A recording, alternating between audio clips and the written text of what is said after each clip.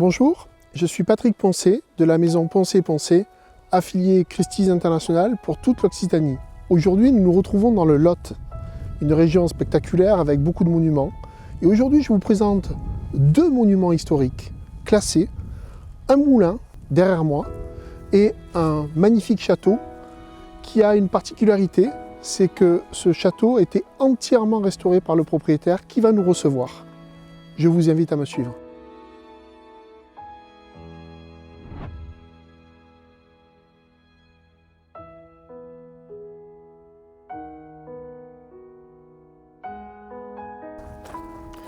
Bonjour Patrick. C'est une joie de vous accueillir. Comment allez-vous? Très très bien.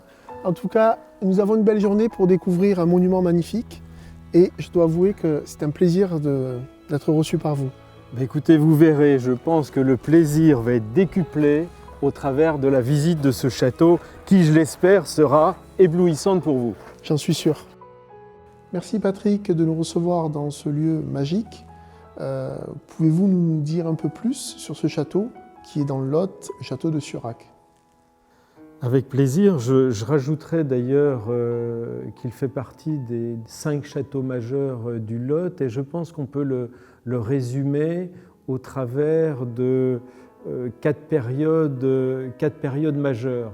Alors la première période majeure, la plus ancienne, c'est celle du XIIIe siècle, puisqu'on voit encore à l'extérieur les arcatures gothiques. Et ce château qui était plus effilé va disparaître. Il va disparaître pour un motif particulier. La famille de Cardaillac, donc les Cardaillac sont les animateurs, les constructeurs de cette bâtisse, vont l'ériger et sous Louis XI, le château va disparaître du fait d'une collusion des Cardaillac avec les ducs de Bourgogne et la couronne d'Angleterre. Et donc cette petite partie XIIIe siècle que vous voyez avec les arcatures qui sont comblées aujourd'hui fait partie de ce premier château. Et ensuite, ils vont redorer leur blason, c'est le cas de le dire, et redorer leur blason parce que sous Charles VIII, ils vont participer aux campagnes d'Italie dans le Milanais jusqu'à Naples. Et là, ils vont avoir une destinée assez héroïque. Et Raymond de Cardaillac, entre 1480 et 1500, va redresser, ériger le château où nous sommes. Compte tenu que le château est sur une position dominante, c'est un petit peu une forteresse puisqu'il est construit sur un piton rocheux, bien, puisqu'ils avaient le droit de péage. Donc, ce château, compte tenu de sa position et compte tenu une nouvelle fois de l'erreur que commettront les Cardaillac, puisque n'oublions pas qu'en France, le roi est catholique de droit divin, le gouverneur du Quercy, donc un sujet du roi, se convertit au protestantisme, ça veut dire qu'il va à l'encontre de son roi. Et donc, nouvelle sanction, arasement du 2e étage. Alors ensuite, et malheureusement, c'est la Révolution, comme je vous le précisais. Donc la Révolution, il y aura un saccage. C'est la fin de la famille de Cardaillac qui, avant, du fait qu'il n'y a plus d'enfants mâles, par la fille aînée, va se retrouver dans une nouvelle famille, la famille de Godaille. Et à partir de ce moment-là, donc, les révolutionnaires vont arrêter le marquis de Godaille dans son château. Il sera conduit à Paris, guillotiné avec tous ses serviteurs. Bon. Et à partir de ce moment-là, et aujourd'hui on le sait, cette lignée, c'est la branche puinée des Cardaillac, il n'y a pas de descendants, il n'y a plus de descendants. Donc le château, il est orphelin, il est vendu, comme beaucoup de châteaux, comme bien national, n'est-ce pas?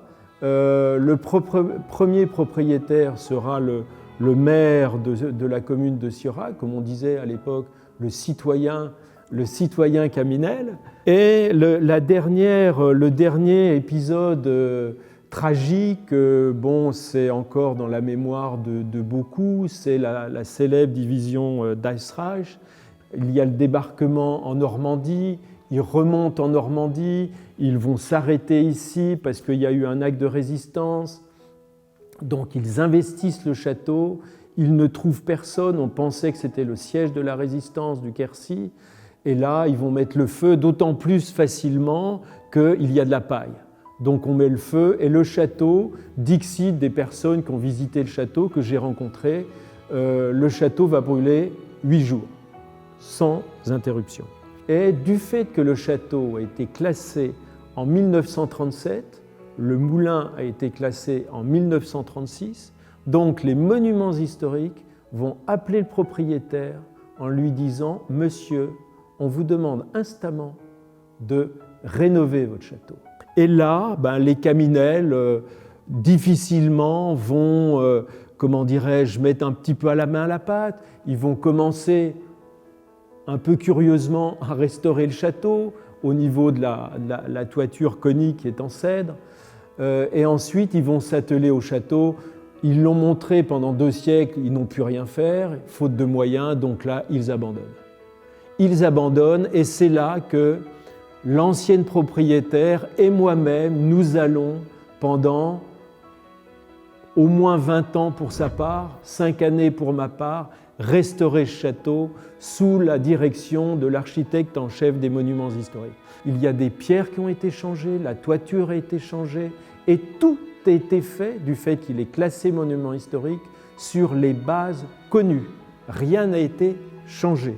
Donc l'authenticité du château est réelle et très positive. Vous le voyez, Patrick, quand on y est, on a l'impression d'être véritablement dans un château du XVe siècle. Le lieu est magique, et je dois avouer que cette porte provoque beaucoup d'émotions.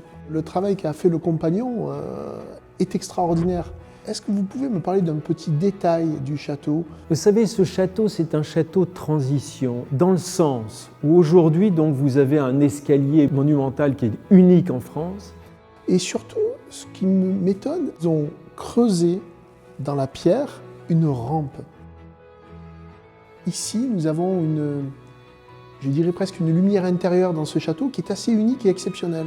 Le modernisme que vous avez pu apporter dans cette histoire qui est très dense, je pense notamment à ce confort qu'on pourrait avoir aujourd'hui dans une maison, le plancher chauffant, puisque là, on va dire, on peut avoir vraiment une vie de châtelain comme vous l'avez, et tout en ayant, je dirais, une activité au sein même de ce patrimoine qui est plutôt très élogieux.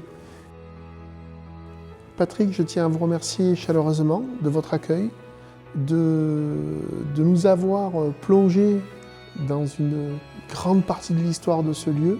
Et je voulais vous dire que nous allons nous voir bientôt avec un passionné qui nous regarde sûrement. Nous avons donc un château qui a une superficie d'environ 600 mètres carrés. La totalité des bâtiments, des annexes avec le château, nous avons à peu près 1200 mètres carrés. Et ensuite, vous avez le parc à la française, sur lequel nous avons cette poésie à la française, je dirais, qui a ce côté magique qui porte ce château. Je vous remercie encore. Cette vidéo vous a été présentée par la maison Poncé Christie's International. Mille merci et je vous dis à très bientôt.